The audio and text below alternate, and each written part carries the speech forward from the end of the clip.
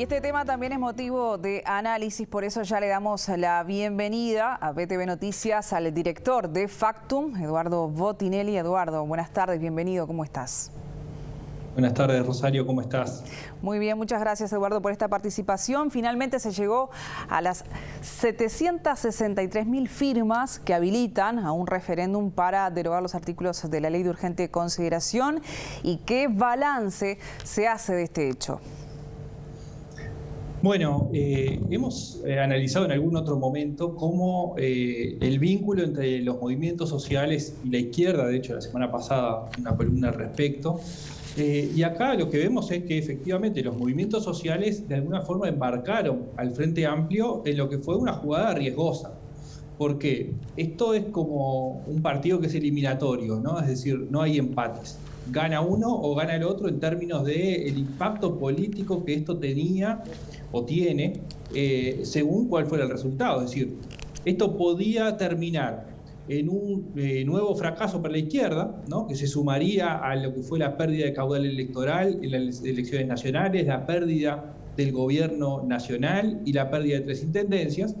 Y el resultado, por lo menos por ahora, en la espera de la confirmación de la Corte Electoral, pero claramente la holgura con la que se presenta, tiene una distancia con respecto a lo que ha sido tradicionalmente el descarte, que efectivamente estaría claramente consolidado, que el resultado fue otro, fue el otro, digamos, no el del fracaso, sino más bien un impacto que termina siendo positivo para la izquierda. Primero, en lo que fue la movilización, ¿no? Es decir, el primer efecto que esta recolección de firmas tuvo en la izquierda fue la movilización de la militancia social y de la militancia política. Y también en este impacto positivo muestra fortalezas y comienza un nuevo momento que en todo caso analizamos un poquito más adelante. Ahora, esta recolección de firmas tuvo un comienzo, unos elementos iniciales con problemas importantes para la recolección. Primero por el plazo, porque el plazo, si bien es de 1 año, en realidad todo el proceso interno de discusión entre la intersocial, entre las distintas organizaciones sociales que impulsaban esta recolección de firmas, junto con la discusión política del Frente Amplio, llevó a que en realidad de ese año hubo 5 meses que se perdieron de alguna forma en la posibilidad de recolección de firmas por la discusión interna. Al mismo tiempo, esta recolección de firmas inicia en un contexto de pandemia que era bien distinto al que había a mediados del año pasado, es decir, al comienzo del plazo de recolección de firmas. Esto en diciembre comienza efectivamente la recolección de firmas en un contexto de crecimiento exponencial de casos, de recrudecimiento de la pandemia. Y el otro problema importante que tuvo la campaña fue las dificultades para instalar el tema de la recolección de firmas en la agenda mediática y en la agenda de la opinión pública, ¿no? Y lo que vemos es que claramente en el paso del tiempo hubo un cambio realizado en la comisión pro referéndum, primero en la conformación de esa comisión en términos institucionales, una campaña publicitaria relevante, importante en los distintos medios de comunicación, una presencia en los medios de comunicación, pero fundamentalmente hay un cambio en la estrategia, ¿no? Se pasó de lo que eran las llamadas mesitas de recolección de firmas, es decir, lugares de alguna forma estáticos, donde la gente tenía que ir voluntariamente a firmar, se pasó a la estrategia del persona a persona, del puerta a puerta, es decir, ir a recoger las firmas y buscar incentivar las firmas y no solamente en una cuestión un poco más pasiva de presencia estática en las mesas. Eduardo, ¿y a qué factores se atribuye este salto en la recolección de firmas de las últimas semanas?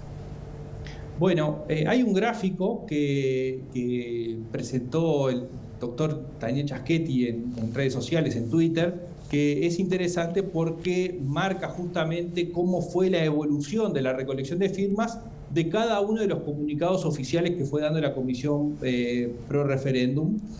Y lo que muestra es que efectivamente las últimas 2 semanas aparecieron o se recolectaron más de 200.000 firmas. Es decir, hay un envión final que tiene 2 grandes explicaciones. La primera, que es menos conocida y que es menos impactante, si se quiere, es decir, en el efecto que tiene, es más una cuestión organizacional, es decir, firmas que se fueron juntando pero que no eran computadas por efecto de la descentralización. Ese es uno de los elementos que se manejaban públicamente.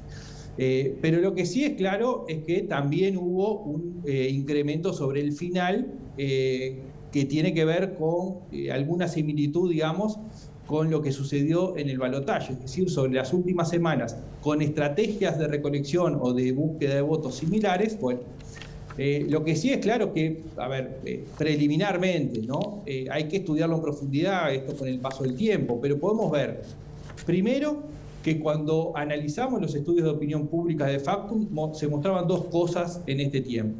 La primera es que la voluntad de firmar estaba en el entorno del 35% de la población. El tema central para los recolectores de firmas era encontrarlos y recoger esas firmas. De alguna forma había una voluntad, pero necesitaba una proactividad para recoger las firmas. El segundo elemento que se mostraban es que la aprobación del presidente y del gobierno es una cosa, pero los estudios de Factum que hemos visto a lo largo del tiempo mostraban desde hace un año que hay cierto descontento con otros temas que no son directamente la aprobación del presidente y del gobierno en términos generales, sino con temas económicos sociales, ¿no? Por ejemplo, con el empleo, con la pobreza, los salarios, los aumentos de precio en los productos de consumo básico. Segundo, hubo acciones u omisiones del gobierno en el último tiempo que de alguna forma pudieron incentivar a la gente a accionar, ¿no? Un diálogo intermitente, algunas señales de la presidencia en el manejo del poder, los aumentos de los combustibles, el fin de la relación con el GACH. Entonces, de acuerdo a la cantidad de firmas alcanzadas y el ritmo de recolección final, parece bastante notorio que se despertó, por un lado, la militancia social y la militancia política, y por otro, que la gente estuvo más dispuesta a firmar, ¿no? Entonces, esto marca que la izquierda está menos maltrecha que lo que creía el elenco presidencial, mostró una capacidad de organización y de acción que no es menor, más aún en este contexto sanitario. Y entonces, Eduardo, ¿qué podemos esperar del referéndum, del impacto que tendrán estas firmas que finalmente se llegaron a alcanzar, pero en el tablero político? Bueno, empecemos por el final, digamos.